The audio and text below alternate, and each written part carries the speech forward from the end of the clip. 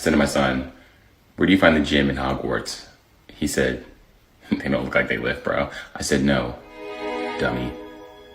Look for the dumbbell doors.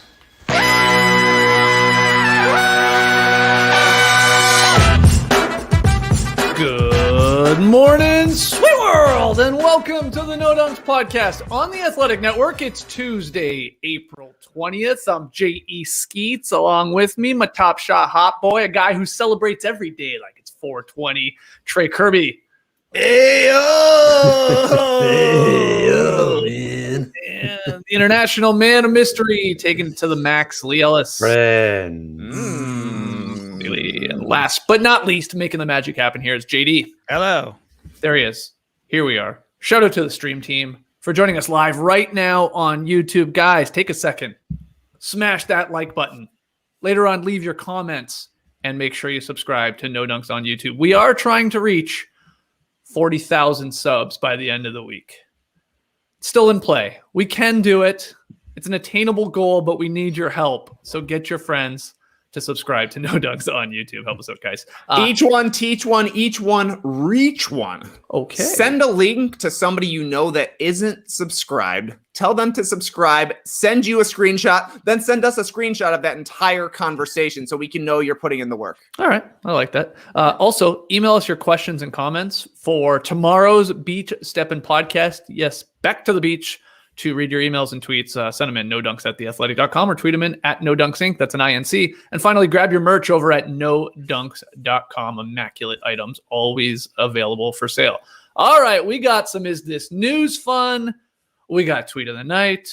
We'll get to our Pick'em results and tonight's Pick'em game. But we're starting here, guys, with what I'm just calling 3 games, 3 questions, because we had some incredible performances last night, some wild endings. So our first one, Lee, you're going to get us started. Steph Curry hits 10 threes again, scores 49 in the Warriors win in Philadelphia. My question off of this game, is this the greatest offensive stretch in modern NBA history, Lily? I say modern because I'm sure Wilt did like 100 straight for like 8 weeks or something. But modern NBA history. What do you think? It's certainly the way he's doing it by shooting the ball at just an incredible rate. If you just go to his stats page and look at his splits for the season and go basically to April, for this month in 10 games, he's averaging 41 points on 55, 50, 90% shooting from the free throw line. Those threes are just incredible. And last night you saw as well, it doesn't matter. It is literally unguardable what he does out there. They can't stop him because there was a time where,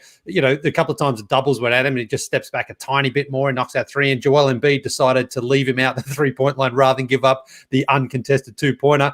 In this case, when it's Steph Curry, give him the 2-pointer. You may as well concede that 2-pointer because he's just so hot. So they tried. But, Steph, his game has just evolved to the point now where it's like if he gets a shot off, you're more shocked that it doesn't go in than when it does go in. He's just so good. And what I liked about it, though, as well, especially, was after the game when he was talking with Lisa Salters, because he wasn't sort of shocked or he wasn't making out a big deal about anything because, he was born with this incredible talent. No doubt about that. And he'd be an above-average shooter if he didn't really work hard on his game. But that's what I think really does make him great. The great ones really do work so hard on their game. And I've been fortunate enough to witness a lot of Steph not in game states where pre-games, off days, and every single time I've seen him when the media's been allowed in, he's shooting. Whether it's free throws, mid-ranges, 3-pointers, coming off screens, he's working on his shot literally every single moment he's out there. If he's not on the court shooting, he's back in the weight room or doing something else. You just don't see him. He's never just wandering around talking to guys or chucking around. He's like, if I'm out here, I'm shooting. And that's what he does. He sounds like a real Lee Ellis. I've seen those highlights of him pretending to play other sports with a basketball. Okay. I don't know. I saw him set a volleyball spike recently. Messing around too much on the court out there. He'd be shooting 60% from the field if he wasn't taking that time off. But that's the part of it for me is he has got this incredible talent and he has worked as hard as he can to maximize it. And I think sometimes we look at players and athletes in across other sports as well, and you think this guy, it just looks like the game is so easy to him, but he doesn't necessarily maximize what he has. I think Steph really is doing that right now, and it is just so much incredibly fun to watch. And I wonder, he's kind of hovering around the MVP conversation. I don't really think anyone thinks he can win it simply because of the Warriors record. But if he hadn't won an MVP already, do you think his case would be stronger even though he has this record right now? Because, they are more likely to make only the play-in tournament rather than the playoffs. And once they get there, they're going to be a hard out. But I just wonder if that's something. I mean, maybe not. But it feels like it's like, well, his record's not good enough. He can't win despite him doing this. But either way, I mean, it is just incredible watching that shot get released and go in. And everyone who's watching, everyone in the reader, Mike Breen, Doris Beck, they all know. It's like, yep, this one's in for sure.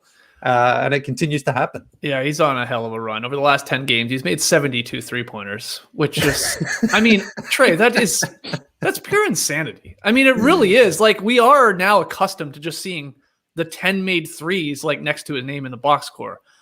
But we got to remember that's so stupid. I don't care if we're in an era where everybody shoots a bunch of threes. That's still a shit ton of threes in a game. And he's done it, like 4 times in the past, 8 days or whatever the hell it is. Like, it's unbelievable. Steve Kerr, after the game, he said, I've seen Kobe Bryant early in his career. He had a stretch where he went nuts. Obviously, Michael Jordan has some stretches where he scored like crazy. But nobody's ever shot the ball like this. In the history of the game, even by Steph's own lofty standards, this is above and beyond. Does Kerr have a case there? And like I asked Lely there, Trey, is this truly just the way he's doing it with the 3-ball, the greatest offensive stretch? Or, are you like, hey, Harden has done similar things for good chunks of time. What do you think? Harden has done similar things, but people don't give him the credit for that. With James Harden, it's always, how can we not give him the MVP? With Steph Curry, it feels like, how can we give him the MVP? Who can forget Kevin Durant's fun streak where he had 25 points in a game, but also 60+% shooting, something ridiculous like that. I don't know. When you look at Steph Curry's game log and the bad game that he had was 33 points and 4 3-pointers, it's special stuff because exactly what you're saying. It feels like every shot's going to go in. I'm taking the 10 threes for granted at this point. It's like, just another 10 3-point game for Steph Curry. Let me see those cool layups he had, because that was the thing for me. This was not a full-strength Philadelphia team. No Ben Simmons. Certainly that would help, but they're still a top-5 defense, and Curry was making it look ridiculously easy. Once the threes are dropping, as they always are in April right now, the inside is so wide open, so it's a pump fake. And then, like you're saying, we're just giving up the 2. There's nobody in the lane for some of these layups for Curry. He just gets the defenders off their feet, and they're like, hey, man, 2 points, that's fine by us at this point. That's a smart decision. But yeah, the shooting right now is insanity. I don't know. It feels like we're getting that graphic every single Curry game right now. Most 10+ 3-point games in his career, and he's just stretching out the lead time and time again. By the end of this month, he's going to have more 10-point 3-point games or 10 3-pointer games in a month than everybody else has in their entire careers. He's right there to do it. And the only guy who could catch him is Klay Thompson, who's not playing. So yeah, what he's doing right now is pretty special stuff. Fun to watch every single night. I love this comparison from Monte Poole of NBC Sports. He compared Curry's run here, and I'll throw this at you, Trey. I'll throw you a fastball right down the middle. He's comparing it to Barry Bonds. Like that stretch in 2004, the summer of 2004, where he was like demoralizing pitchers and terrorizing managers. Like, that's not a bad comparison. It felt like every time Bonds was at the plate, he's like, well, he's either going to hit a home run or they're going to just walk him because they're scared of him. And that's exactly what you're saying. They're like, it feels like the defense at this point is like, well, let's just give him a layup. Jesus, at least it's not a 3. And that's like the equivalent of the home run, I guess, here. Yeah, I think you nailed it, Skeets. That's not bad right there. That's all Monte Poole. Well, that makes sense to me. He's a Bay Area guy. Yep. Saw Barry Bonds up close, and that's exactly what it was with Bonds. It's like they're not going to give him a pitch, but if he gets a pitch, he's hitting it out of the park. Yeah. And right now, we're not going to give Steph Curry a pitch. I don't know what am I trying to say? We're not going to give Steph Curry a pitch, which is the same as we're going to double team him. I think double teaming him is the intentional walk, right? Because you're taking away the 3-pointer. You're trying to take away the home run here. Trying to take away the home run by giving up the walk. The walk here is walking to the rim Unfortunately, they're giving up too many pitches to Steph Curry because unlike in baseball, you can do something to get your pitch. You know, like if Barry Bonds were able to run out there, take the ball out of Randy Johnson's hand, throw it to himself and crack it out. That's what Curry is doing, hitting all these home runs. He's finding a way to get wide open. Like, how did he have George Hill on skates that badly at that point in the game? He just dribbled out of a trap, sent George Hill flying. That guy ran to the free throw line. Wide open jumper for Steph Curry. Of course, that one's going in on a night like last night. Special stuff from another Bay Area guy. Love talking Barry Bonds. The only thing that can make this better is if Steph Curry was doing it with a dangly earring. What do you think, Lily? Yeah, I would just say, I know when you intentionally walk a guy, you just throw it way out of the zone. But if Barry Bonds could just step over and crank one, maybe not hit a home run, but just at least get a couple of base runners home. Maybe that's the equivalent because, with 3, you're conceding 2, but you're actually saving yourself a point from Steph. So maybe instead of the grand slam from Barry Bonds, you're only conceding 3 runs instead of the 4 there. But a couple of times, and you're right, no Ben Simmons, which obviously is a big thing, and no Tobias Harris as well there for Philadelphia. But it was Danny Green a couple of times and George Hill. It's like, oh my God, those guys just look so slow and so on. But Steph makes anybody look bad because that's the thing. You can double him, you can triple him. It doesn't really matter because his range is anywhere. It is anywhere on the court. Once he steps over half court, in fact, he could probably start pulling up behind half court and you'd still knock them in. But that's, his handle is so impressive that he gets to that spot and he needs less than a second to get that shot off. And once the shot's off, it's just like there's never a bad shot. He never sort of takes a shot that you think is ugly. It's just sometimes they don't go in, but it's becoming rarer and rarer for that to happen. He's just incredibly locked in right now. And it's so much fun to watch. Yeah, just enjoy it right now. Yeah. It's also fun to see him do it against his brother. Yeah. Hey, look, Seth was playing really well in the first half. Like he was sort of going, somewhat toe-to-toe with his older bro. Well, but, isn't things Seth, changed in the second half. Isn't Seth technically a better shooter than He Steph? is. Yeah, 3-point percentage-wise, he is. Which is a wild stat. Like we're talking about the greatest shooter in NBA history, and then you get to be as the little brother. Well, actually, I shot it better than you.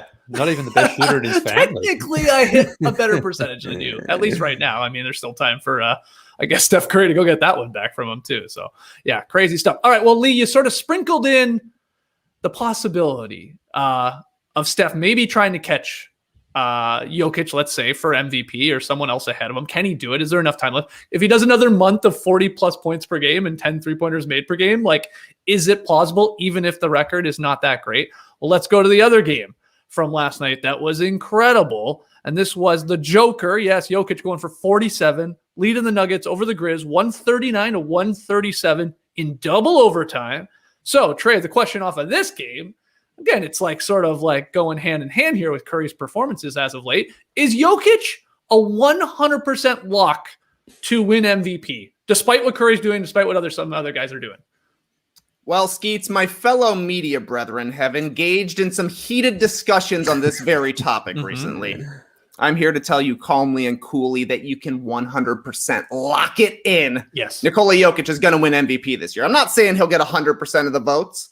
I'm actually buying into the recent argument that people are making that games missed this season should probably have less of an impact than recent seasons because just of the nature of this year. But I think that will come into play more so with all NBA voting, personally. That being said, I think Jokic has 3 things in his favor. First, Jokic has played a lot more games this season than other top candidates. Plus, there's only about 15 games remaining. That's the big thing timing-wise to me. All these other candidates are just kind of running out of time to narrow the gap. Second, the Nuggets are still balling without Jamal Murray, 3-0 since his injury. They're not going to win their last 18 games of the season, but it doesn't feel like they're taking a step back. And last but not least, Jokic MVP performances every single night. As my main man, Big Smooth, texted me after the Nuggets win last night, Jokic had 47 tater tots, 15 big beef ribs, and 8 scoops of the applesauce. That's an MVP meal. Yeah, it is, Jeff. You throw in a couple of clutch free throws in the fourth quarter, the dagger 3 in second overtime. I think that Jokic is going to win it here. He just keeps playing at an MVP level for the entire season. The wins are starting to catch up, and he's doing it with less help now. I think Jokic is going to win it. There are going to be other players who get votes, no doubt about it. I think Embiid's making a pretty solid case right now, getting back in the mix. Curry's going to probably finish top 5. We'll see what LeBron does if he gets back in time, just because he was, right at the top of the leaderboard when he went out with injury. That being said, I think for the entirety of the season, between the performance, the team performance, and at the end of everything, Jokic is going to have played probably 15 more games than these other players. I think that Nikola Jokic is going to win MVP this year. Lee, same question for you. If you're a betting man, are you putting money on Jokic winning MVP here? Can anybody catch him? Well, yes, I guess someone can, but certainly I believe he's the favorite to win. And I think the games played is a huge one for him. And again, especially as Trey mentioned, since Jamal Murray's gone down, you wondered how the Nuggets would react. And they've been great. And, it starts with their star, Nikola Jokic, and he does everything. He can hit the three, he can pass the ball, his defense is improved. So he's doing everything as the Nuggets continue to sort of cement their place in the playoffs there as well. And hopefully if they can get home court advantage and lock that in, it's going to be tough to see someone like a Giannis or a James Harden or a Lillard really snatch it from him, because I just think Jokic has been consistent this season. There's only two guys. Let's be honest. Okay, hold on. I'm tired of this. There's only two guys that can actually catch him, and there's nobody going to. He's a lock. But it's Curry or Embiid. That's it. All these other guys, I'm sorry, they just don't have a case. They don't. Well, they're not playing. LeBron, I'm sorry, you're amazing. Yeah. You're probably still the best player. Everybody would draft you number 1 in the playoff series, but you're not winning MVP this year. So that's done. Same for a guy like Harden, who's missed a ton of games now. Of course, Durant. It's those two guys. It's Curry, what he's doing right now, this unbelievable run, and then it's Embiid, who of course has played less games than Jokic, and then that's the huge deficit here, and that's what got Brian Windhorst and the two Tims going crazy on the Hoop Collective not too long ago. I think that's fair. That's like whatever. That's an argument you can have if you want, but it's only those two guys that have any chance. And honestly, I would think it would be Jokic getting hurt in this next game and then not playing for the rest of the season for them to even have a chance. But everyone else has gotten injured and has missed time. So, hopefully he that's my point. Jokic would need that, but he's the one that doesn't. Yeah. I just sort of feel the way it's going. Let's say James Harden comes back immediately and again goes into that great run, especially if Durant's out. People are gonna talk. Of course they are, especially if the Nets finish top of the Eastern Conference. So, I mean, look, it's definitely Jokic's to lose from here. But we've ridden waves of, there's been more guys sort of probably the favorite this year than we've had in the last 10 or 15 years for MVP at some point throughout the season. LeBron, Kevin Durant early on, of course they have missed the time. Chris Paul and the Suns, they're putting a case in. I know he's not going to win it, but I just sort of feel there's a couple of things that could still shake out from here to win it. But it has been so much fun for Nikola Jokic and the Nuggets, because he was great last night. How Memphis lost this game. They lost the game 3 times. Yeah, they regulation, had overtime, and double 98.8% chance of winning at one point when they led by 12 with 4 minutes to go, and lost this game. And Ja Morant, if he makes that last play, I think it was the end of first overtime where he sort of threw it up and he nearly dunked it off the backboard to win the game like that. That would have been incredible. So incredibly tough loss there for Memphis. But again, when you're the Nuggets, you need to get every win you can right now, just again to make sure you finish top 4 in the West. Yeah, I actually felt bad for Xavier Tillman, who's like a big ass dude too. That guy's like a brick house. Obviously, gives up a lot of height to a guy like Jokic and weight because he's a monster. But like, he's giving it his all. He had a great game. Even he got the starting nod there because of some injuries to the Grizzlies players, and like just Jokic at times, like, all right, I'm just going down. I'm just like, and he's so smooth for a giant dude. Like, this is going to be pretty fun. Trey, you're going to be happy, right? Because this will be, unless I'm forgetting somebody, he likely will be the first MVP since Shaq, right? Center to win this thing back in, what was that? 99, 2000. Like, it's been a long time since a true center has won MVP. And I do think Jokic is going to run away with this thing. Yeah, exciting times. Big men are back. Mm-hmm. Sure, Giannis Antetokounmpo has won a couple of MVPs, and he's kind of a center, and he's definitely a big guy, but he's not a center in the way that Jokic is. You're not throwing the ball down to Giannis in the post in the last 30 seconds of a game for him to draw a foul and go to the line and hit a couple of free throws. But then Jokic also steps out and has a wide open 3. Oh, tough stuff for Memphis. I wonder if Grayson Allen is heading for a worst of the week here. He's been playing incredible basketball, but he missed 2 free throws. That gave a win to the Mavericks. And then he had a wide open dunk that would have ended this thing here against the Nuggets. He tried to take off from about the free throw line, looking like Dr. J out there. Came up just a little bit short. And that was enough for the Nuggets to pull it out. Yeah, this one hurt. I'm cheering on my Grizzlies right now, this second half run, and they were up 12, right? Like with less than 4 minutes to go. They were up 7 with not a lot of time left. And somehow the Nuggets just kept hitting threes. It was like Will Barton hit some crazy ones. Michael Porter Jr. did a great job. Obviously, the Jokic one there in double overtime, the dagger. Hell of a performance here from the Nuggets, who are not only without Jamal Murray, without Monte Morris too. So, yeah. Don't worry, your 7-footer is your point guard, basically, in Jokic. And that's the thing. We can get into all the stats. These guys are on unbelievable runs. 3 or 4 guys, the numbers they've put up this year are mind-boggling. Curry also has the lead, right, for points per game. He's the lead. He overtook Beal there after another awesome performance last night. But it's like Curry, where it's Jokic, just everything goes through him. Every single time, especially in clutch situations. Let him decide what we're going to do. He's either going to bully a guy. Obviously, you can set the pick and pop a little bit because you're comfortable with him shooting. He's one of the greatest passers of all time. So you just always are giving him the ball. And it's I hope these people that are voting on this are actually watching the games. I shouldn't be having to try and help Jokic's MVP case, but just watch the games. Everything they do goes through him. And it's also pretty damn incredible. I don't think we give him enough credit for he's a giant dude, and his conditioning is pretty damn impressive. He plays a decent amount of minutes. This is a double overtime game. They're still going down the stretch. You can't really generally say that for a lot of 7-footers. Oh yeah, they're giant dudes. They're going to tire.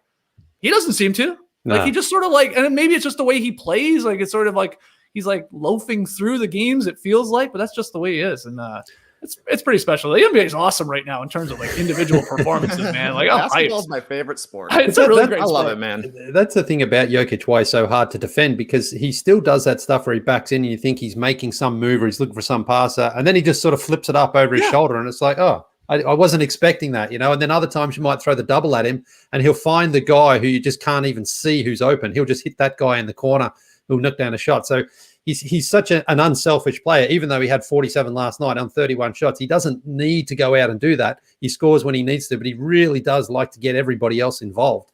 And that's just what makes him such a hard thing, because the driveway dad fallaways as well, that he gets those ones going, and the hook shots, the flip shots. And then there are other times where he is at the top of the paint and you think he's looking for a cutter or someone, and then it's I'll just shoot this 3, and that goes in. So he's just got so much variety to his game, and it's deceptive when you look at him, because he certainly isn't, the most athletic looking player out there. He looks like he's a little bit out of shape, but he's quicker than he looks. And he is in good shape, even if it's a little bit deceptive to look at. He plays, I figured it out, because maybe recently I've been going over to my buddy Grish's playing with my godson on a 7-foot high rim, right? Yeah. So it's down there so he can get the shots up. He's still 5 years old. And I'm so I'm playing in these games when we're playing King of Court, stuff like that.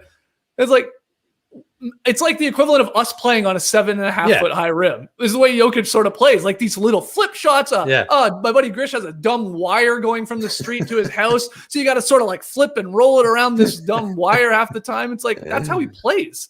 So it's which is really hilarious when you think about it, but it's awesome right now. Okay. The stream team is all saying, what about Dirk's MVP season? Do you count that as a big man MVP season? I mean, if you're comparing him to Jokic. 7-footer, I guess. But, I guess he wasn't technically a center, but shout out to Eric Dampier holding down the 5 for Dallas back in the day. Great call. There's some bad Mavs centers back in the day. Yeah, I mean, Dwight, when he was runner-up in, 29? Was that 2009? Yep. He would have been the last, pure center that would have won it. But Dirk, it's like Tim Duncan, center, forward, what is he? He's just a big man out there, It's just a big man. That's exactly right. All right. The final game that we have to address with a question attached to it. Suns edge the Bucks 128-127 after a foul is called. PJ Tucker called for the foul on Booker. Final second of overtime. Booker goes to the line, hits one free throw. That's the game, because there was only 0.3 left. So here we go. Did the refs make the right call? Was Booker fouled? Trey, I guess, is part one. And even if he was, is it ridiculous that the refs even had the nerve, I guess, to call it?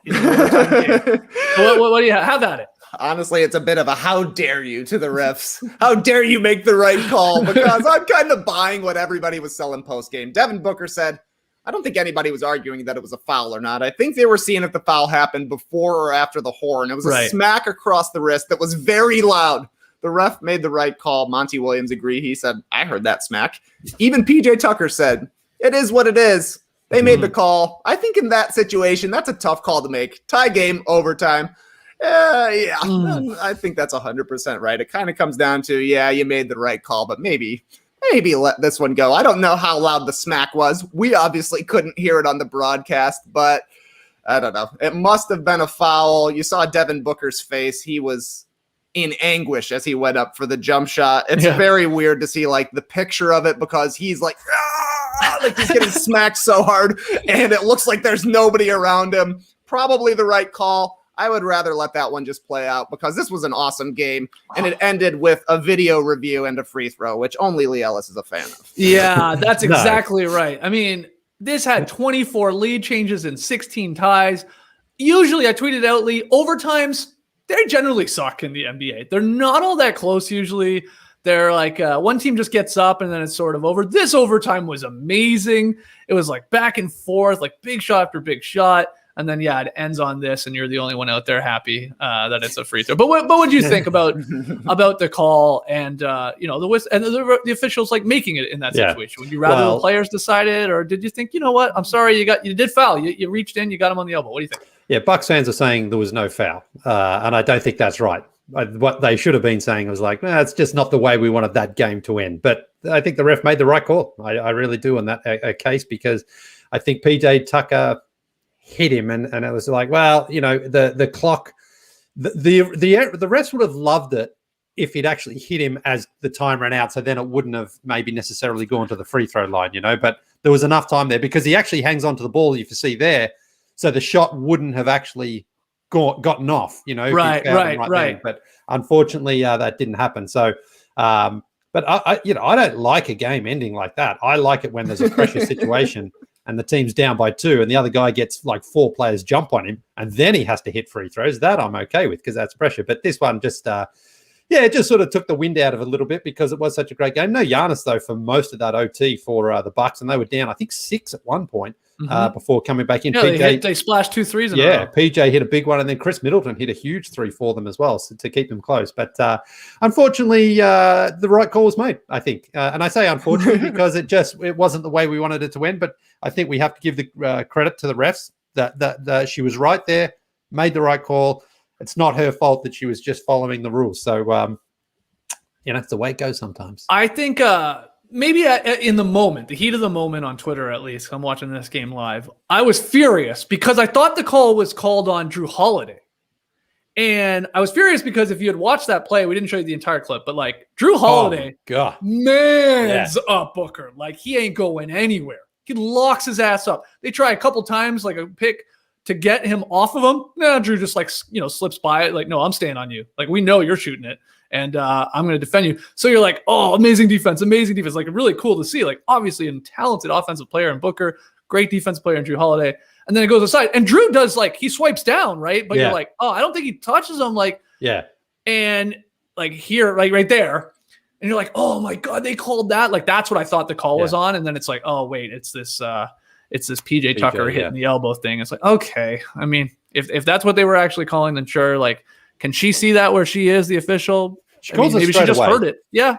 So, she did call it right away. But yeah, anyway, it was an awesome, just one-on-one type of thing there where it was and Drew Holiday really did lock him up. That's not a great shot that Booker's even attempting there. You can't ask for better defense, but there were some other calls down the stretch too, where the Bucks were awarded a timeout. It was a loose ball. That was Giannis' last possession of regulation where he just fell over. He was like Austin Powers on the plane. He just fell over. Right. And how they called that as a timeout for Milwaukee. I mean, Suns fans would have been fuming if the Bucks had somehow pulled off the victory after that because he lost possession. Yeah. And I think Budenholzer just called it on the side and PJ Tucker didn't have possession. The ball was free there. So the Bucks got their chances as well and just couldn't convert it. Yeah, it was weird to see Giannis just cramp up there too. Yeah. Like he had the old, I mean, I know that pain. I don't drink enough water. I get the toe cramps, man. And that's what it looked like he had, like the foot cramps. It was like, oh, it's so painful. You just got to stretch it out. And then he didn't come back, which was a little surprising. Usually you can sort of like, stretch it out, I guess, or get some fluids in you and feel a little bit better. But they decided not to when they got back in the game with all those threes splashing. I guess he'd been out of the lineup kind of recently. Might as well take it easy. The win doesn't mean a whole bunch to the Bucks, but yeah, I mean, who amongst us hasn't been playing basketball and got a cramp? It's terrible. The worst though is like after a high school basketball practice, if you get that cramp when you're driving home and your leg just extends as much as you can, which means you're either slamming on the brakes or flooring it down Little Rock Road, doing 150 to get home. How are you supposed to stop and massage that cramp? It's impossible. Oh my God. The worst I ever cramped was like after a ridiculous long run. I was at Ryerson, so I was in university, played for hours. We had a crazy run going, just played so long. Obviously didn't drink enough water. Was fine playing the entire time. Like I'm saying, we played 3 hours, back and forth, full court. I remember walking to the streetcar, and right when I was about to get on the streetcar, I cramped up, but full legs, both of them. I dragged myself up the streetcar steps. Nobody's helping you. It's in Toronto. Everyone's like, oh, what's wrong with this guy? What drugs is this guy on? This guy's crazy. Oh my God, it was so bad, Lily. You got a bad cramping story there? You always eat too many bananas. You're fine. Yeah, I have to say, I mean, no, because usually when you feel it, you just sort of, if you're playing pickup, you just sit out for a game or two while it sort of loosens up, I suppose. I mean, sounds like a real loser. I'll sit this one out. Man. I'm sitting out. What do you mean? What do you mean? I'm running still, man. We ain't lose yet. All right. So you haven't really had a crazy one. Not one that sort of immediately comes to mind anyway. But. That's a great point from Jay. Lee not having a story? Yeah. That's a first. I thought you would take us to Morocco the time you cramped up in Morocco. Oh, here's a photo. So cramped up. Look how straight my legs are here. Okay. Well, I'm glad you have it. It's all those bananas, I'm pretty sure that you're eating. All right, guys. Let's hear from you with all three of those questions. Is this the greatest offensive stretch we've ever seen in the modern NBA history with Curry? Is Jokic a lock to win MVP? And what do you think? Did the refs make the right call there in the ending of that wild Suns-Bucks game? Great night. Before we take a break, we also had another wedgie. And my God, thank you so much. Oh, I actually didn't write it in my notes, but someone let us know on Twitter that he said they were convinced they were the only person watching this game. This is the Thunder Wizards game. It was Myles Turner there, sticking the wedgie, number 41. And I didn't see anybody else tweet at us that this happened. So this one person, I do apologize. I wish I had your Punder Up. Thank you, Punder Up. Punder Up. There it is. Thank you so much for letting us know. And I'm telling you, when this happens, I sort of get a little sick to my stomach because I just immediately start wondering how many wedgies are out there that we haven't caught. A lot of this is up to you guys. You got to let us know. We're not watching all these games, of course. I'm definitely not watching Thunder Wizards when all these other great games are going on. So thank you, Punder Up. And 41 wedgies. WedgieTracker.com has been updated. Back on pace for 56. And go check that out. It's an unbelievable website. Fall down the rabbit hole there, watching all the wedgies. Great stuff. Okay. We will get to Is This News? But first, a quick break to hear from our sponsors. And I wanted to ask you, Lily, if I'm going to give you some information, I want you to tell me what sponsor I'm talking about, okay? 0 grams of sugar, 13 to 14 grams of protein, only 4 net grams of carbs in each serving of this product. Only 140 calories a serving, Lily. Keto-friendly, gluten-free, grain-free, soy-free, low-carb, and GMO-free. What am I talking about, mate? Chris Paul overtook this man last night for the most assists. You're talking about the Irvin Magic Spoon cereal. Oh, there it is. Chris Paul spooning assists more than Magic. Shout out to Magic Spoon. Y'all know who I'm talking about. Exciting news, too. Magic Spoon has released a super delicious new flavor birthday cake. Oh, could have been having this yesterday on Dort's birthday. Birthday cake Magic Spoon will be available in a special 5-pack for a limited time only, so get it while you can. Or you can build your own box. Available flavors to build your very own custom bundle are cocoa, fruity, frosted, peanut butter, and cinnamon. And if you're listening from Canada, Magic Spoon now ships there as well. Oh, yes. Go to magicspoon.com/nodunks to grab the new limited edition birthday cake or a custom bundle of cereal to try today. And be sure to use our promo code NODUNKS, all one word, at checkout to save $5 off your order. This offer is now good anywhere in the US or Canada, but only when you use our code at checkout. And Magic Spoon, so confident in their product, backed with a 100% happiness guarantee. So if you don't like it for any reason, they'll refund your money, no questions asked. Remember, get your next delicious bowl of guilt-free cereal at magicspoon.com/nodunks and use the code NODUNKS to save 5 fin dogs. That's $5. Thank you, Magic Spoon, for sponsoring this episode. Guys, I can't remember exactly who said this, but a couple of years ago, I remember some celebrity was talking about how we talk about sleep like we used to talk about partying. You know what I mean? No, I don't know what you mean. I'm distracted by your dog. I hope he takes a dump. Cosmo, Take a dump, dog. Do it, man. Stop Do it and listening. Just had these carpets cleaned yesterday, so if you're gonna see me beat this dog if he Could be a magic Cosmo, thing. go outside, man. I'm kidding. Just pose it, huh? Cosmo, hey. He knows he's in the frame for sure. He's like, oh, Dad's doing an ad read. That's a solo shot. Anyways, his celebrity. Yeah. Speaking of, it could have been Johnny Depp. Now that I think about it, just poop in a bed came to mind. But he, but he was talking about how, as we get older, we're talking about sleep and how we talk about sleep now like we used to talk about partying. Like, one good night of sleep for me is like the highlight of my month. You know what I mean? Yeah. Like when it's happening, you don't want it to end. And for weeks after, you look back on it fondly. Remember that night when I went to bed at 10? I was completely passed out for like 8 hours straight. Didn't even get up to pee. It was the best night of my life. And now I'm just chasing the dragon. I want that sleep every single night. And Helix Sleep is here to make that happen. So you go to helix.com. And I took the quiz and I took it with Rachel, my sleeping partner. Takes 2 minutes, but it has a lot of pertinent questions. It's pretty quick, but it asks all the right questions. Your height, your weight. Do you sleep hot? Yes, I do. Are you a back sleeper or a side sleeper? Or are you all over the place? That's me. I move around a lot. That's all part of the quiz. Long story short, they sent me the Helix Midnight. Not too soft, not too firm, just right. Perfect for us. But here's the thing. As you know, I'm moving in a couple of weeks. Mm-hmm. So I haven't unpacked it yet. It's just sitting in my garage in a surprisingly compact box. Yeah. But literally all I want from life right now is in that box sitting in my garage. Like it's like a party in a box for me and I can't open it. Anyways, if you're looking for a mattress, just go to helixsleep.com/nodunks. Take their 2-minute sleep quiz and they'll match you to a customized mattress that will give you the best sleep of your life. It comes right to your door, shipped for free. You'll never have to go to a mattress store again. And they have a 10-year warranty. And if you get to try it out for 100 nights, risk-free.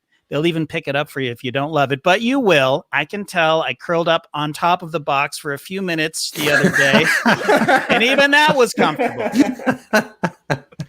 Helix is offering up to $200 off all mattress orders and 2 free pillows for our listeners at helix.com/nodunks. That's that's helixsleep.com/nodunks for up to $200 off and 2 free pillows. JD, everybody wants to know. You're in your same house right now. You're just in a different room.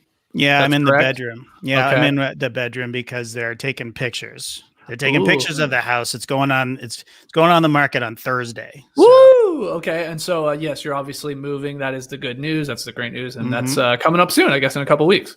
Yeah. So there's not going to be a show that day. Heads up, guys. Oh, what, early May sometime? Is that what we're looking at? May 7, I think. Okay, we're looking at May 7, yeah. Hey, you know what? Maybe we'll still do a YouTube. Yeah. Because we can still do that. We could operate that. Go right ahead. Yeah. Right ahead. JD might just start saying, just do the YouTubes every day. Then Yeah. you don't need me.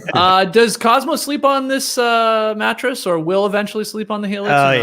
yeah. He's Oh. yeah. Spoiled. We start at night. We start with him off, but he's always on there. Oh, he knows he's watching you doing that survey. He's like, oh yeah, okay, midnight, yeah, nice. Yeah, don't forget about the bottom of the bed. Maybe is there a question about the bottom of the bed near the end? Yeah, All right, yeah. great. Who else got it? Heyo. That's the Yeah. Masterclass Mac. Trey Kirby here to tell you something I saw on Masterclass this morning that caught my eye. The Art of Negotiation with Chris Voss, former FBI lead hostage negotiator. He says everything in life is a negotiation, and you have 3 to 7 negotiations per day. You get some coffee, that's a negotiation. Put in an offer in a house, that's a negotiation. Try to find out which masterclass you want to watch with your sleeping partner, that's a negotiation. According to Chris, your life could be in a completely different place just by improving how you negotiate. And guess what? Your life could also be in a completely different place by signing up for Masterclass. With Masterclass, you can learn from the world's best minds, anytime, anywhere, and at your own pace. With more than 100 classes from a range of world-class instructors, that thing you've always wanted to do is closer than you think. In fact, I took a Masterclass on segways just to nail that transition. Thanks to the tips we've learned from Chris Voss, No Dunks has negotiated a great deal with Masterclass. Right now, you can get 15% off an annual membership by heading to masterclass.com/nodunks and signing up. That's masterclass.com/nodunks for 15% off an annual membership. Whatever you're interested in, there's a Masterclass for you. So head to masterclass.com/nodunks for 15% off an annual membership today. Tell them the Masterclass Max sent you. It's time for Is This News? Hold on. Here it is.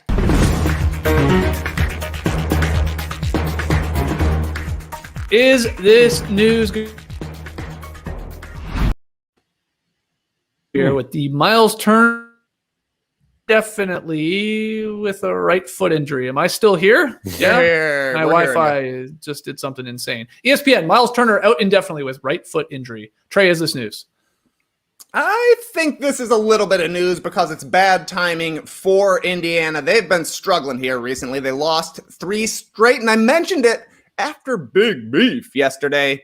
Pacers got beefed twice over the weekend. Myles Turner, he doesn't help a ton on the glass, but it does show how vulnerable Indiana can be on defense. They're middle of the pack, all things considered, but they really fall off when Myles Turner isn't playing. This is going to be a lot of Goga Bitadze probably stepping into the starting lineup. Obviously, Domantas Sabonis is going to be a big guy out there for the Pacers as well, but they've been giving up a ton of offensive rebounds lately. They've been giving up a ton of points in the paint lately. A lot of that has come with Myles Turner being on the bench. He missed 6 games recently with an ankle injury before coming back and then hurting his toe again. So yeah, it's a bad timing for Indiana because right now they're only 2 games up on 10th place in the Eastern Conference. That's the Bulls. Who knows if the Bulls have obviously been struggling. There's a little bit of a race right now for the 10th seed in the Eastern Conference.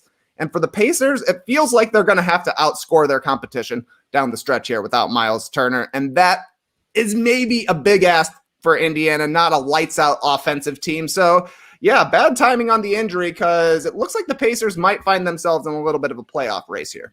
Yeah, this team has been plagued all season long with injuries, right? TJ Warren with the stress fracture in his foot, and then Karis LeVert, obviously they acquired him, and he was out for a bit. Jeremy Lamb, Sabonis right now with the lower back, now Myles Turner. Lee, can the Pacers hold on here to a play-in spot? I think Trey's right. There's a lot of teams there. The Zombie Raps, the Bulls trying to go up, those Cinderella Wizards, even the Cavs are still sort of technically there. Yeah. But what do you think? Yeah, they possibly can because a lot of those teams are unconvincing themselves. But what started off as a pretty solid start to the season for the Pacers has kind of fallen away to the point where it's like, I wonder how things will look for them next season because, they obviously had Oladipo, traded him for LeVert. I think LeVert, could be there for the long term and Sabonis will be as well. But you just wonder if they do move on from maybe Myles Turner. I mean, he's been good for them, but I just feel that they are lacking something, and he's maybe their most valuable asset. So, we sort of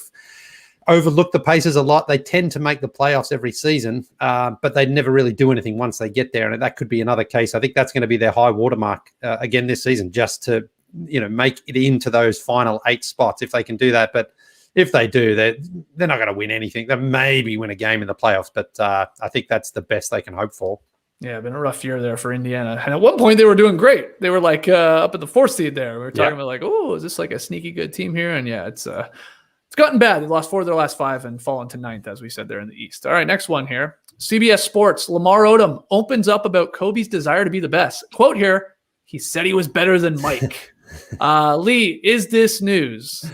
No, it's not news that Kobe thought he was better than Michael Jordan. Most players think they are the greatest player in the league. Joey Graham once said he was the most versatile player in the NBA. So that's not a surprise. But I think what it was, though, what Lamar was trying to say was more that Kobe really had that desire to get to that level. That was his mark, was to be like, I want to be better than Michael Jordan, even though Kobe deep down probably realized he couldn't do that. You know what I mean? But it was almost like chasing that point where it's like, I just want to get into that stratosphere of being in the same sort of sentence as Michael Jordan. But realistically, I think most people have Kobe in the top 10 to 15 of all-time players. Obviously, Kobe fans have him as the number 1. But I think generally he's somewhere in that sort of, that second tier, if you like. I mean, I don't think anyone realistically thinks he was better than LeBron James and a few other players like that. But certainly Kobe, we know, had that work ethic to be like, I'm going to absolutely do everything I can to be like Michael. He modeled his game on Michael. He played like Michael, and he had some of those scoring patches as well, where I think you referenced it earlier, this show, where he had that stretch when I think it was the first season without Shaq, where it was like he averaged 35. He won the scoring for the season. But was that the season they they lost to the Suns in the first round? I think it was. So Kobe had the drive, no doubt about it. But, and Michael was his, that was the point. That's what he wanted to get to, but just couldn't quite get there. Trey, was it newsworthy or not? Did I just waste everybody's time? I think it's a little bit newsworthy just because it's I like hearing Lamar Odom talk about Kobe Bryant. They obviously have a close relationship, being there with the Lakers. Kobe was there for Lamar during some dark times, it seems. And obviously, they went through a lot of stuff during their Laker career together. But is it news that Kobe Bryant thought he was better than Michael Jordan? Lee nailed it. Of course not. But the thing is that Kobe's legacy is that maybe he didn't quite get to Michael Jordan's heights, but he got pretty close, and he did it by being a hard worker. And I think that's what we're going to really remember about Kobe Bryant further down the line. A Laker for life. Obviously, that's going to be a big part, but the Mamba mentality just filtered out throughout the league. You've heard so many guys talk about how Kobe taught them how to be hard workers. Like that 2008 Olympic team was really like a lightning rod moment for the NBA, where all of these younger players like LeBron and Dwayne Wade, who had had some success in their career, got to actually be teammates with Kobe Bryant during the Olympics, saw how hard he worked to get to the level that he was at, won a couple of titles after that, and really changed the face of the league by saying, you got to put in some Michael Jordan level effort if you want to be considered one of the all-time greats. So yeah, I mean, obviously I got MJ over Kobe, but to even get close is certainly an accomplishment. And Kobe did it by being the next Michael Jordan, by being the guy who wanted to outwork everybody and outcompete everybody. Lee, I can't believe you didn't name drop the name of the podcast that Lamar Odom was on too.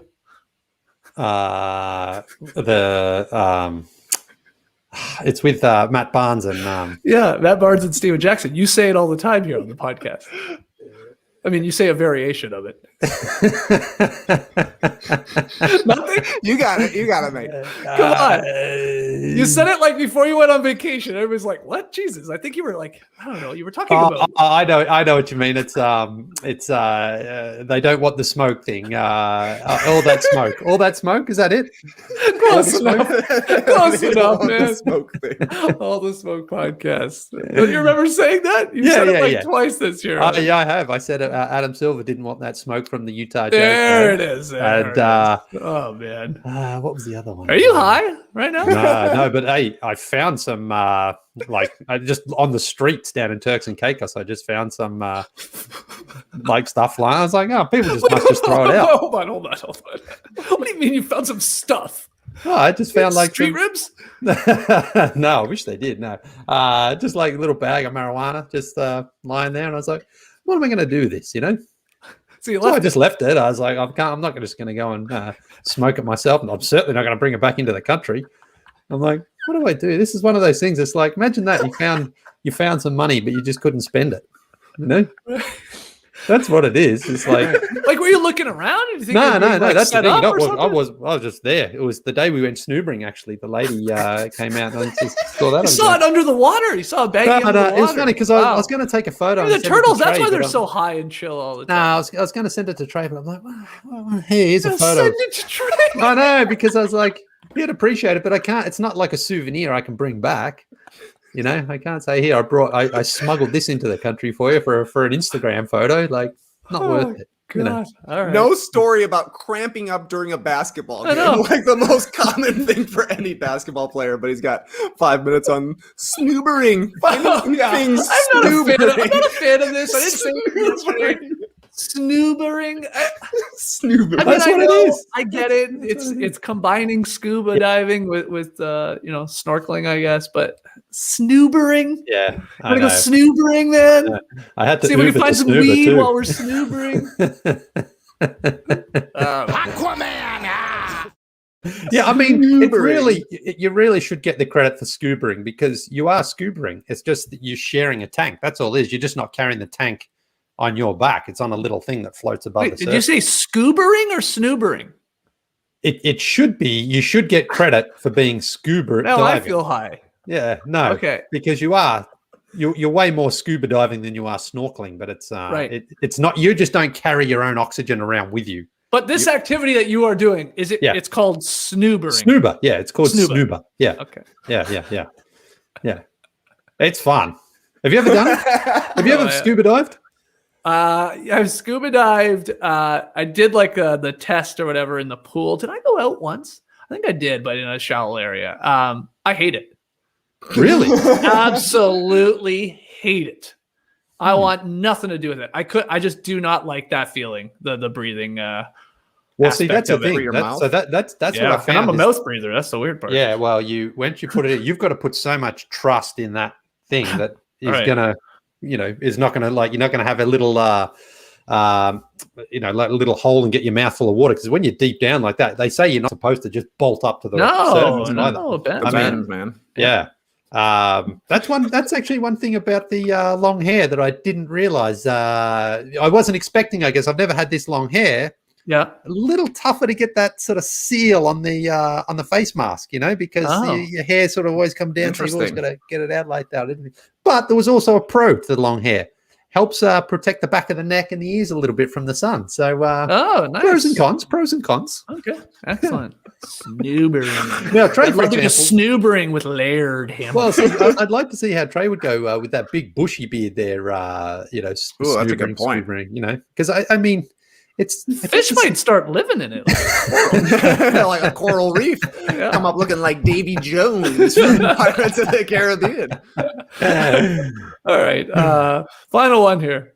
NBA.com coming through with this headline: Curry and Randle named NBA Players of the Week. Lily, is this news at all? Well, certainly not that Steph Curry won it. Of course, he was going to, even though he had a loss for the week. Usually, they try to find a guy on a team who's, teams goes perfect. And Julius Randle led his Knicks to a 4-0 week. And we talked a lot about him yesterday. He's having an incredible season. And I think he's an absolute certainty for most improved. He's got 1 year left on his contract. I guess the Knicks, I don't think it's a player option, though. I think he's locked into that. But I guess the Knicks could try to extend him in the offseason, because I think he's going to attract a lot of interest, and he's going to get a big pay rise because he's been fantastic for the Knicks. He's clearly been their best player. He's whether it's Tom Thibodeau or just Randle's development himself, he's been great and continues to perform. And if the Knicks can make the playoffs, and I think they're almost a lock at this point, that's going to be quite a turnaround for them. So, and Knicks fans, we know they fall in love with their players pretty quickly. So Julius Randle could really set himself up here to become the most recent Knicks legend. If he can continue to play like this over the if they sign him, it would take one playoff series win for sure. But I mean, what do you think he's in line for? He's on about $20 million right now. I mean, is he going to get $30 million for He's going to get 5 years, 150 million. I think so too. Yeah, I think so. I mean, he's had an incredible year. Yeah. He's not that old, right? Like, what is he? 26, I think. Maybe. Yeah. Yeah, I think so. But Trey, any of this newsworthy that those guys were named your players of the week, Curry and Randle? No, we talked about Steph Curry and Julius Randle a ton on the show this past week, so makes sense to me. And it's only Tuesday. It's only Tuesday. Yeah, when do the weeks really run, That's the confusing thing. Nice call, though, by the NBA. I think they got this one right. Hey, Silver, you will not be getting all this smoke from Lee Ellis. Yeah, no smoke coming from here. No. I was just thought of this, Lily, because you were just in Turks and Caicos, and we were just talking about you doing your snoobering and all that. And then you said on the flight back, you watched some other movie. You watched Finding Nemo. You usually watch Mrs. Doubtfire. Did you see that the Rewatchables podcast with, I don't know who's this one specifically, but they did Mrs. Doubtfire. Yeah. I couldn't believe you weren't asked to go on it. I was actually upset. Yeah. I mean, that's ridiculous, isn't it? Really? Yeah. No one's actually rewatched Mrs. Doubtfire more than you. I had a great little industry jokes in our Slack channel ready to go. I was searching for Mrs. Doubtfire on the Delta in-flight entertainment. I was going to take a photo. We back, baby. They didn't have it. Didn't have it. Oh, that was that's so. You should just start traveling with it yourself. Yeah, I went with Gran Torino, actually. Clint Eastwood from what's that, 2008, something like that. Oh, yeah. What do you think of that? That's not a bad movie. That's not a bad movie. It's. I'd rather watch Mrs. Doubtfire at this point. Yeah, I thought Gran Torino won an award though. I meant to Google that when I got back, so I thought, did this? I seem to remember it winning something, but I don't know. I mean, they've got so many awards these days. Every movie wins something, doesn't it? Really. Right. So. Right. All right. Yeah. Let's take one more break here to hear from Lily telling us about one of our newer sponsors, the Zebra. Yes. So we've all made a few big purchases in quarantine over the last 12 months, like might be, I don't know, espresso machine, a big green egg, or even just a Pirate's Passion fancy cocktail that didn't even include an umbrella. But then there's one of your biggest purchases of the year, and that's insurance. And Americans overspend billions on insurance every year. And that's where the Zebra can help you. The Zebra is the nation's leading insurance comparison site for car and home insurance. In minutes, you can compare policies from every major provider for free, all in one independent marketplace. And I think that's key here, because after a few quick questions, the Zebra pairs people with the right insurance company for them, helping everyone save time and money. There's no hidden fees. And this is the thing. The Zebra has no stake in the policy you choose. So in that sense, you are hopefully going to get the right policy without any sort of bias or any sort of, maybe they're taking a little cut from here or they're getting paid off here. None of that. No stake in the policy that you choose. So it's independent completely. Make insurance your smartest purchase yet. Visit thezebra.com/no-dunks. That's THEZEBRA.com/no-dunks. Were you kidding, or do you actually say zebra? I don't know now. Yeah, you are high, man. No, because having sort of lived across a couple of different continents, sometimes those words you sort of adopt them wherever you are, and then you can't remember what you really say. So if I was back in Australia, I would pick it up whatever we say in Australia. I think we say zebra in Australia. Really? I think so. Yeah, zebra is American. I mean, I get like the Z and the Z. I get that. I mean, obviously I'm Canadian. We always say Z. So. So what do we say in Canada? Zebra. No, we say zebra. Oh. I don't know. I honestly don't know anymore. Dude, I don't think you left that bag. I don't even know anymore. I think you've got that bag off screen right now. I think you're lying. We definitely don't say zebra in Canada. What do they say in American football? They say the zebras are talking about the referees, don't they? They don't say the zebras, do they? Yep. I mean, they say zebras. Yeah. I thought they say zebra. Trey, are you you're in the NFT space? Are you racing the zebras? Oh, I'd love to get a Zeb. We'll play on Zeb Run. Zebras. Yeah, here. Desktop bodybuilding saying correctly. I live in Perth. So we say zebra. Zebra. Yeah. Desktop bodybuilding. What the hell are you? What are you doing? Just building sick, like jacked up sites. Hey, I respect it. All right. Zebra. I mean, I'd never heard that. Okay. Awesome. No, I don't know. No, I'm thinking in people are England, agreeing with we- you. I'm seeing other people saying, Yeah. zebra, but people are saying definitely we said zebra in Canada. Yes, 100%. All right. There you go. Let's get to tweet of the night. Tweet of the night. Wow. Twitter.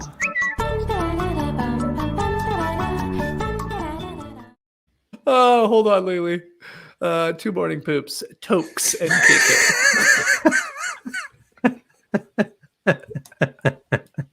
All right, what do you got? Yeah, I got a couple of tweets, and they go back to that Philadelphia Golden State game from last night. Now, the first one comes in here from Jackson Frank, who said after the game, Doc Rivers on George Hill guarding Steph Curry for stretches. He wanted the assignment. Okay. All right, respect. And then You got it. that was quote tweeted by this one. It just said, George Hill on Steph Curry. You can play good defense. He turns, picks it up, fades, shoots. It's up to Jesus, and Jesus drops it in the rim. Okay.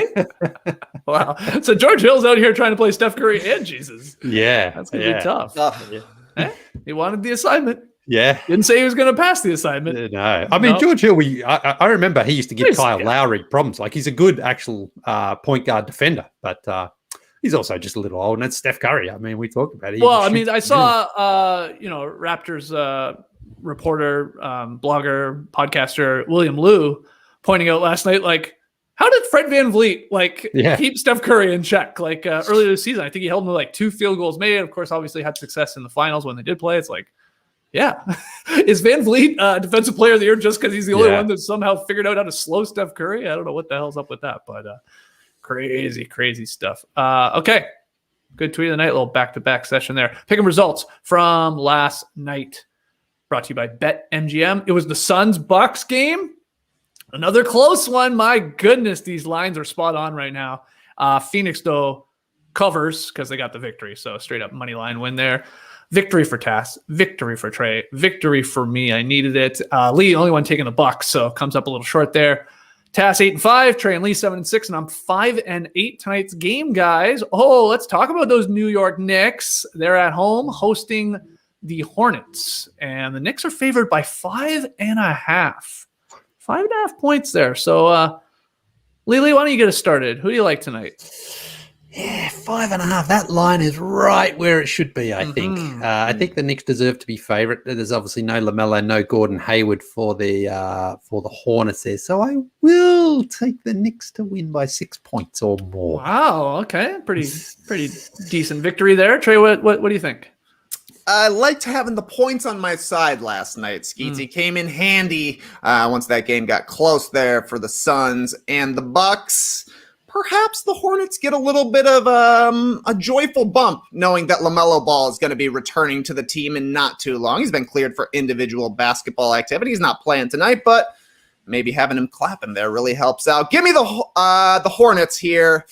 It's going to be a tough one. Knicks should be favored. Wouldn't be surprised if they win this one, but it's a little bit of a big line, I would say. So give me Charlotte. 100% agree with you, Trey. I think the line's a little too big. I think we're going to get a closer game than that. I think it's going to be a 3-point victory. So give me the Hornets as well to cover. Let's find out who Tassie has.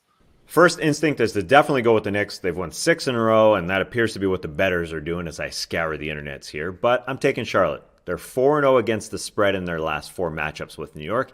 And New York doesn't necessarily blow out teams. 2 of their 6 wins have gone to overtime. I like the 5.5 points. Give me Charlotte. Lee, once again, the only guy, on the other side of this thing. You're the only one taking the Knicks to cover. So another big game here. I could really use the Hornets covering and a loss for you so I can get back in this thing. But we will see. Lee, the only one taking the Knicks to win by 6 or more. Everybody else taking the Hornets to cover. All right. JD, can we check in with you? Is Cosmo still sleeping on his own version of his Helix mattress there, the floor? Oh, you woke up. Hey, Cosmo. How's it going? Good doggo. What a good doggo. Guys, thank you so much for joining us here on a Tuesday. Like, comment, and subscribe to No Dunks on YouTube. Let's get to 40K by the end of the week. Email us your NBA questions and comments for tomorrow's Beach Steppin' podcast, nodunks@theathletic.com. Grab your No Dunks merch at nodunks.com and subscribe to The Athletic. Go to theathletic.com/nodunks so they know that we sent you. We'll be back tomorrow with what you need to know, the Daily Show live at 10, and then we'll hit the beach in the afternoon around 3 p.m. Eastern. So classic content coming out of the Classic Factory. But thank you so much for joining us. Clipper Bros! You heard it here first. Have a great time. Turn up. Love you guys. Awesome. Thanks for joining us. And remember, according to the stream team, David Attenborough says zebra. So maybe we should all be saying zebra. Embrace Correct. Embrace the D, people.